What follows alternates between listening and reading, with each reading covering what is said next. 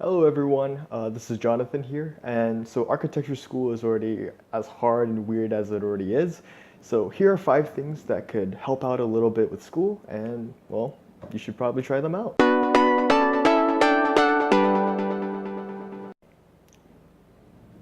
That was it. That was everything. That's the end of the video. Have fun. So if you already know what everything is on that screen, well, I guess there really isn't much of a point for you to continue watching this video.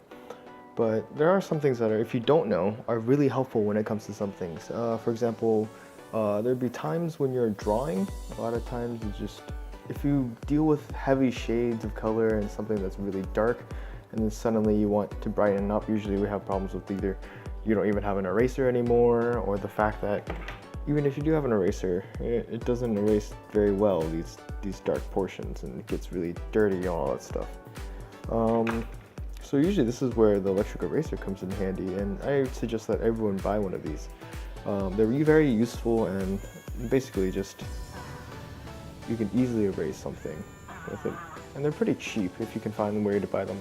I bought this in Dallas at basically a Japanese dollar store called Daiso, and it cost me maybe around $1.50 is what I believe I paid for this overall. So the second thing on the list is something called a 1-2-3 block. These are usually steel blocks. They come in either like a solid backing like this, or they also come with holes inside them. I recommend that if you are planning to buy these, you should get the ones with the solid rather than the ones with holes, because these are so much heavier and have a lot more heft.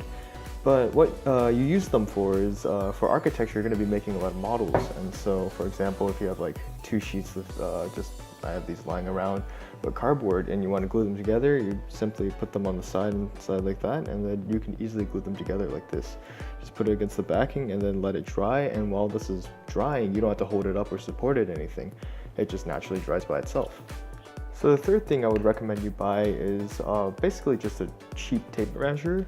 These things are really useful. Basically, they let you measure anything you want. Usually you don't need too much. I recommend you get around something that can measure around 10 feet to 20 feet because really sometimes you're going to be out in the field, you want to scale something. And for example, like if you want to measure how large, it'll be in random locations, and you want to measure how large like a desk is or something like that for comfort, this thing really provides a lot of use. I carry one with me in my backpack almost all the time. So yep. So the fourth thing you want is definitely tweezers. So basically buy a cheap pair from like Amazon or at like a local CVS. Anything really works. Even like something like cosmetic tweezers really help out a lot. When you're making models, a lot of times you'll be dealing with some nitty-gritty details, and you're gonna have like handshake or something like that. Tweezers really help with that, and they're a really good investment for like using architecture and stuff like that.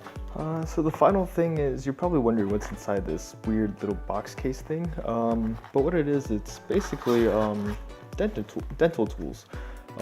It's kind of a weird thing for the profession, and they're not necessarily that expensive. I just bought a new pair because my previous one kind of got gunked up and a little bit dull. But what there are is like they provide some very useful tools. We're usually used to like using X-Actos and stuff like that, but dental tools are very useful for also the nitty-gritty. So they work well with tweezers and stuff like that. So for example, if you want to pick something up like that, you can simply do that and put it upside down inside your model, or multiple different configurations. They really help out a lot. They're kind of something that I wish I knew when I started making models my first year, because they're very useful and they barely leave a mark whenever you have anything like that. So yeah. So these are some 5 things that I think were kind of weird but really proved invaluable to me for architecture school. So hopefully this helps you out, and well, thank you for watching.